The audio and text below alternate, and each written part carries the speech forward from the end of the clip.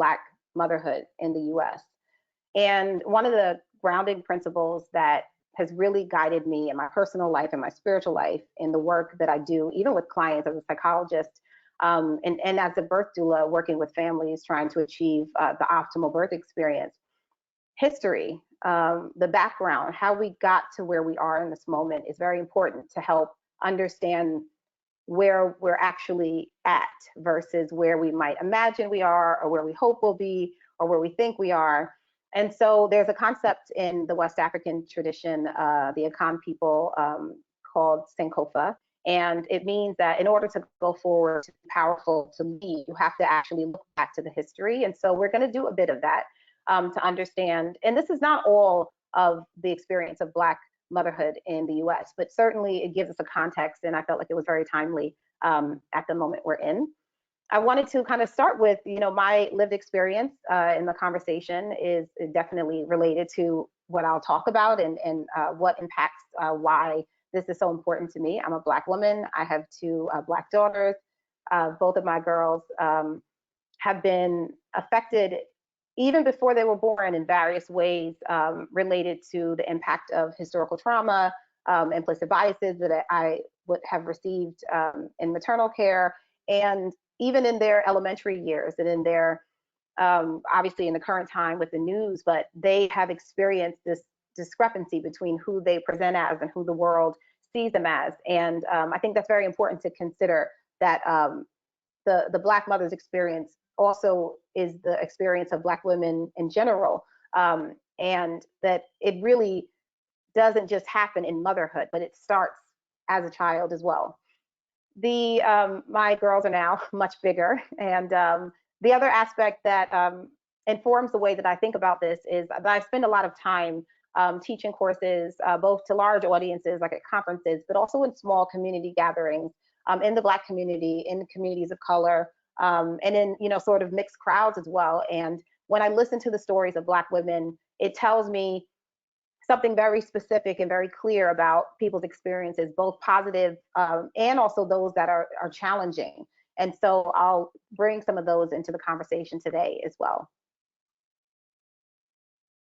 So let's go back, sort of like, where did Black motherhood in the US start, right? And so we as a people did not start in America as enslaved people.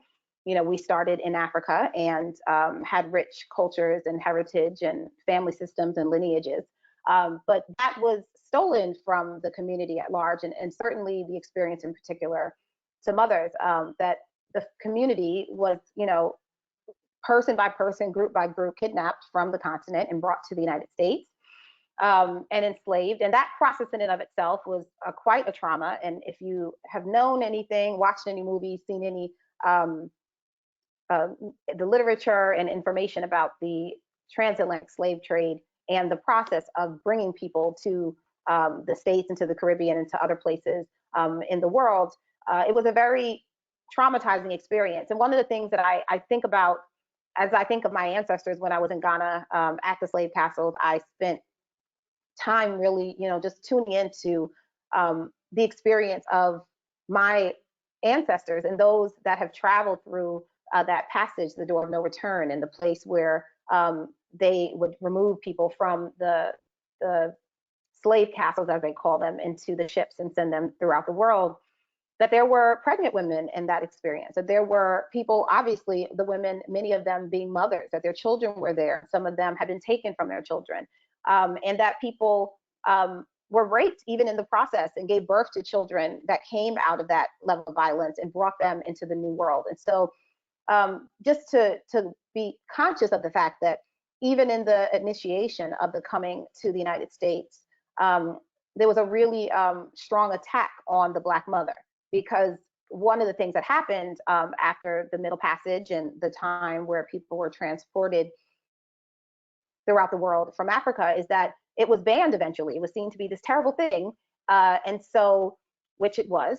And so what America did, very different than other places, is really center the breeding of enslaved people and the reinforcement to maintain the wealth of the nation. And so it shifted from bringing people, which was already horrific, to forcing Black women to give birth to the next generation of enslaved children and adults and people. And again, like really having a context for the attack on the Black mother.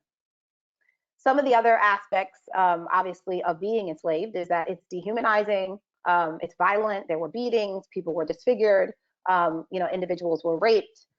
There was this like forced quote unquote mating between other enslaved community members, and also obviously we know historically lots of slave masters were forcing themselves upon those that were under their under captivity, and that was a huge part of the culture of American slavery. Wet nursing actually is something that a lot of people don't realize, that that the Black women, not just those that were enslaved, but even those after, spent many years being wet nurses for white families, obviously in bondage. They were forced to do this. If you have breast milk, as we all know, that means you had a baby. And so where's your baby in the course of you giving milk to these white families? And this was pervasive throughout the lineage of slavery, that Black women were forced to take care of white children. And it actually became one of the viable employments after slavery ended. So maintaining sort of that servitude to other families, but denying your family your maternal experience, your breastfeeding, and having to really survive, juxtapose your family. Obviously, the stealing of children was an active part of slavery. And so one of the experiences for Black motherhood is, a concern around the safety and the autonomy of your children, right? And so being able to know that they're yours, they belong to you, that no one can take them away from you. And this is something that we hear even in focus groups now. Obviously, this is a historical situation, but when we think of child protective services and other and incarceration of young people and young Black and brown children, we definitely see that there's been a pervasive sort of cultural lineage in the Black community around the lack of safety of children, and the concern that the state, the government, the forces that be, the powers that be, have the power to take your children from you. And this is something in the maternal health world that really becomes a problem when we look at the level of trust or lack of trust that communities have, but also the way that we create policies that can inherently disenfranchise Black mothers when we have a system that's biased in this way, where there's a question about the whether or not Black women are positive parents. Now, obviously, it's a general stereotype, and not everybody believes that. But there is in social work, there is in mental health world, there is in the medical field, this idea that the Black mother, in and of herself, because she's Black, not because of racism, not because of the history, is an unfit mother. There's this legacy of these ideas that have been perpetuated, and so we see that Black children, even though they're not the majority of the children in the nation, are the highest number of children that are removed from families' homes. And so lots of these are still sort of like pervasive historical traumas, but really need to be understood in the context of today. I always want to note that we have, our fellow, brothers and sisters that were with us being colonized and going through their own levels of genocide and oppression from the same, oppressive force. Our indigenous families, my family is of indigenous heritage as well. And I never forget the mothers of the indigenous families that also have experienced a similar situation, where we have the forced removal from lands, we have children being taken to boarding houses and boarding schools, forced marriages. A lot of people don't know, if you study the history of sort of the policy in the US around managing the indigenous people, that there was this idea at a certain time that, well, if we can't sort of force them out of their culture, and boarding schools isn't enough, if we breed it out of them, if we force people to marry into, and particularly indigenous women, to marry white men, then the children will perpetually be lighter, and that you would breed out the Indian. And this was like the terminology and the way that it was used. And so what I think is significant about that is when we start looking at the impacts of this sort of historical legacy on maternal health, we really see connections, and indigenous people and African Americans have very similar statistics around maternal health, but we'll get to that. So some of the things that I think are really important for us to remember as well is how harmful and traumatic the medical and official sort of like health services for this country have been against Black people and other people of color. We had experimental gynecological surgeries conducted on enslaved women where they were purchased for the purpose of conducting surgeries to try to find the cure of fistulas and all kinds of things to understand the female anatomy. And what I think is interesting, and for those of us that know sort of this idea that people now, have perpetuated in the medical world, but also just sort of this idea that it's inaccurate, that Black women don't feel pain in the same way. One of the historical legacies of that is actually this idea that they actually started with these experimental surgeries and trying to examine the women's anatomy with white women. And they were considered to be too frail and too fragile. And they would cry and they would scream and they would, become ill, as of course a person that is being tortured would.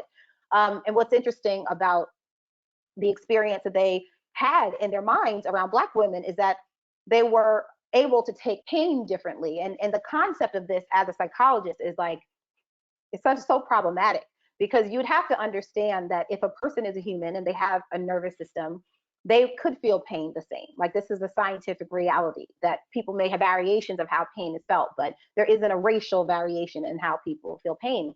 But there is a psychological one, because if you've experienced high levels of torture, high levels of physical pain, your endurance mentally, what you think you can contain, and also the threat of your life, that if you don't do what you're asked to do, if you don't find a way to make it better for someone that they're torturing you. And I don't know the experiences personally of the women, and, who obviously went through this horrific experience, but having worked with people as a psychologist who've experienced trauma and rape and torture, and listening to their stories and understanding what happens to the individual, it's very sad that the interpretation would be that somehow that it was easier and better and less harmful for it to be done on people who were already experiencing so much trauma and oppression.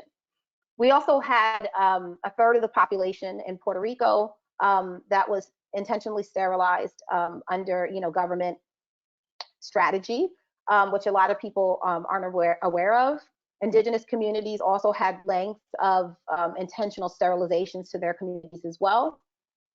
In the Mexican community in particular, in Los Angeles, there have been a lot of opportunity to learn about, well, not a lot, but a significant amount in recent years, some of the intentional sterilizations done in hospitals, and particularly in Los Angeles. No Mas Bebes, I always recommend that people watch that for a couple of reasons. It gives you empathy for anybody who's ever experienced forced sterilization of their community or in individuals and families, the personal experience, because there are personal accounts there as well, but also to just really understand, the layouts, I think politically, structurally, and conceptually, how this could be something that is very real in many people who might be listening to this call in their lifetime. And, and also obviously, one of the concerns I think that continues to be an issue is how hormones are tested, how birth control and different medical interventions are tested, and who they're sort of trialed on. And we have historically had them being tried on poor and Black and brown communities. And that's also problematic, because you then have people who've had bad side effects and problematic reactions that I think it makes it difficult for people to understand why there's so much distrust. And only if you know the history and you know the information, you don't find that to be confusing. These next image, I'm giving a trigger warning, are a bit graphic, but I think important to understand sort of what the lengths of the experience is, especially because in the community, these are images and concepts that we experience. I think now this is something I've been talking about for years. I mean, but now with George Floyd and Breonna Taylor and so many conversations, Ahmaud Arbery, and everyone that has been killed publicly or the information about it has become public, that the impact of that for the individual is really intense. And so the community has experienced this for a long time. So one of the things, obviously, that we have to remember is that we didn't just have enslavement that ended. We also had, systematic, ongoing, institutionalized racism, which we all recognize is still in effect in many ways. We had Jim Crow. We've had police brutality that's had its different ways in the 60s, and we had the KKK, and many of whom were formal enlisted police and sheriffs. And so there is this connection also between the systematic and the individual and the vigilante. We had public hangings of Black women, and we had beatings, not just of men, which we see a lot more, but also of women. And the way that women have been treated in the United States, even now, is abhorrible. And it's something that people don't know a lot about, that it's not just men that were attacked and have been targeted in this way. So a little bit about the historical trauma impacts, in particular on maternal health. And there's lots to get into, and I go into this at length in other topics, but I just want to kind of touch on it briefly. The impact of stress on the body, perpetual stress, is one of the silent killers and dangers of health in general for all people, not just Black people, not just brown people, not just poor people, but for anyone. If you have chronic stress, it is something that if you get an immune disorder, if you have cancer, if you have some kind of situation, one of the first things they'll ask you is, well, what do we do to reduce your stress? Because it has such a high level of impact. It impacts the immune system. It impacts digestive system, the cardiovascular system, your heart, the musculoskeletal system, your ability to, whether or not you have migraines, whether or not you have extreme and constant tension in your neck and in your back, the reproductive system, fibroids, internal reproductive challenges are also linked and connected to chronic stress, and the endocrine system, your skin, rashes, hives. One of the things that, if you look at the disparities in the Black community and other communities of color and other communities that have chronic stress as a part of their life, and I'm saying this to say that racial stress, race-related micro-stressors are aspects of chronic stress, that what we see is that it has the effect somewhat generationally, which is a whole nother topic on epigenetics, but also individually to lower your ability to reduce your stress, because over time that system sort of gets shot out and you cannot as easily regain composure and calm. And so you see higher blood pressure. Sometimes in studies they've done where they'll compare the resting, sort of like get somebody to rev up their blood pressure, have a team of Black women, and then comparing them with other women, and seeing that in many cases, the Black women's blood pressure doesn't lower at the same rate, and it doesn't go back to arresting in the same pattern. And it's like, well, what is that? Is that biological? Well, no, because we're not, a genetically homogeneous group. But that is a shared experience, potentially, that there is so much chronic stress in the life of Black women that it has this level of impact, and we know that it does. We probably know many of the maternal health disparities, but given that I mentioned those various aspects, I want you to sort of see how they come into play. So we have mortality, and particularly the maternal mortality is related to, now on the physiological side, but also we're going to talk about the racism side as well. Vulnerabilities of strokes, which is something that we also see is higher in Black communities. And so we have this melding of chronic stress and the impact of racism and chronic race-related microstressors, compounding with implicit bias and racism and systems that are not necessarily set up in a way that is supportive and healing and culturally congruent and culturally enforcing and affirming, where people don't necessarily feel welcomed, where doctors and physicians and nurses and maybe doulas and midwives and various people are not able, willing, understanding to be able to listen to and hear the needs, to attend to them, to understand how significant they are, that there is a value system placed on certain communities. I was at one hospital and they had mentioned that they had one wing for Medicaid clients, it wasn't in California, and another one for paid insurance. And I just thought, oh, what a house ready for racism and implicit bias. Because if you know that those people over there, and then you fill in the stereotypes, and then those people over there, I mean, you can imagine the reality of how this country is, how people can treat people differently. And so we have a very strong concern around maternal mortality and the way that this interplays. And all of this really connected to the impacts of racism and oppression. Obviously, C-section rates are high. And, we also have perinatal mood disorders that are also high. Breastfeeding, which we talked about a bit of the history of breastfeeding, and you can imagine for a community that's had such active hostility, active oppression of independent, autonomous motherhood, the opportunity for generations to be able to feed your baby as your baby needs it, to be able to have your children and to nurture them. Um, and then, of course, the poverty aspect and the need to find a way to survive in a world that's hostile toward your community requires you to work, to get education, to do things that take you outside of the home. So the Black mother, unlike some other mothers in America, have had generations where they are a working mother and they're oftentimes outside of the home, which then also impacts the ability and the rate of the capacity to breastfeed. So then you have generations of community that haven't breastfed or have it spotty here and there, pervasive stereotypes and ideas around it. And then you have sort of this environment where it is that we have the lowest rate of initiation of breastfeeding. But I will say that I really truly believe this, and I will, check back in 10 years that we will be the fastest growing breastfeeding community in the nation.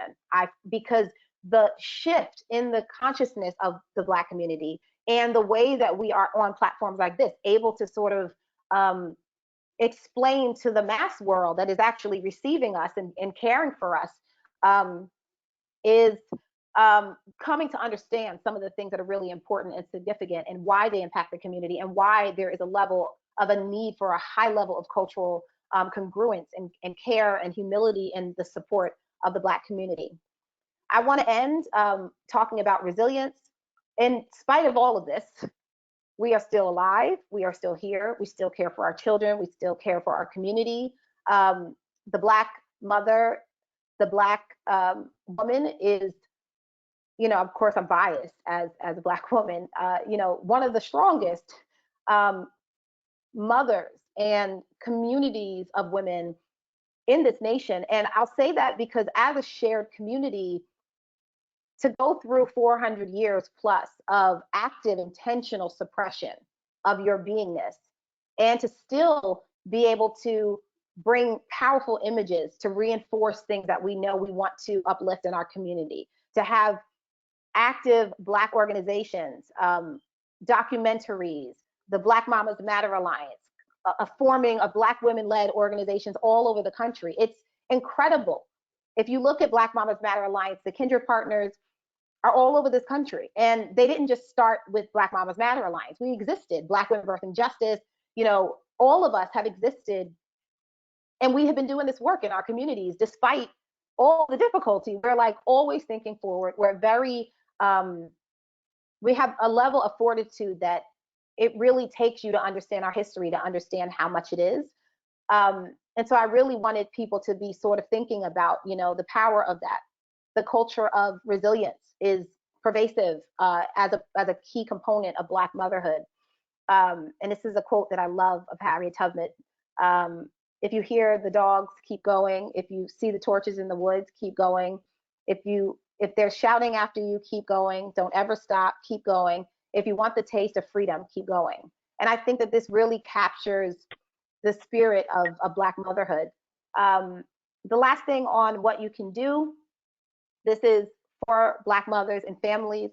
There is an excerpt that Black Women Birth and Justice put out, a statement on how we're feeling as Black women. And the one thing that I'll read about this, and you can look on the website, the full document is there, that however we're feeling, whatever we need to do to take care of ourselves right now, all of it's valid. It's okay to be angry. It's okay to grieve. It's okay not to engage with white friends on social media, at your job, or wherever it is, where it's, especially at this time, it's very painful because a lot of people are looking to Black people to do something. And we're like currently experiencing high levels of emotion, and a lot of people are highly triggered and feeling trauma. And that's a lot to ask of individuals, even in positions of leadership, to step up to do something when they are sort of, in this case, the victim of what is happening. That it's okay to be okay with things burning down. It's okay to not go out. It's okay to stay home. It's okay to take care of your family. It's okay to take care of yourself. It's okay to feel, to do whatever you feel you need to do. And for the broader community, to engage actively in dismantling implicit bias for yourself, for your community, and your institutions. studying social justice, human rights, anti-racism, social determinants. Like, this history cannot just be known by the community. It needs to be known by everyone so that we can understand how important it is for us to shift things. Recognizing and acknowledging Black women's contributions and struggles, I think, is when I see a Black woman struggling, as a psychologist, I'm going in and I'm working with someone. Right away, I am reinforcing how strong she is to even be in front of me, and what she might have gone through, and what her ancestors might have gone through, and how it might have impacted her. And so I'm going to the strength of the suffering and not to the pity of the suffering. And I think it's very important to center the power that is there, even when people are experiencing a struggle. How much it's taken for them to just be there is something that they actually have, and it's a resilience within. And again, to support your local Black women-led organizations. Black Mamas Matter Alliance is just a start for you to see where people are all over the community. And so if you go on the website, you can look and you can find all the organizations that are existing all over the country and support them. If they're in your area, see if they need anything. And obviously financial support and logistic support and supporting policies and agendas and what the community says they need. That's what I recommend that everybody support. Thank you so much.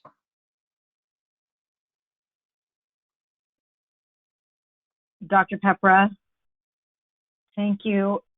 Texts are flowing in, questions and comments in the chat that this is so powerful and exactly what the Mom Congress community wants to hear and needs to hear. And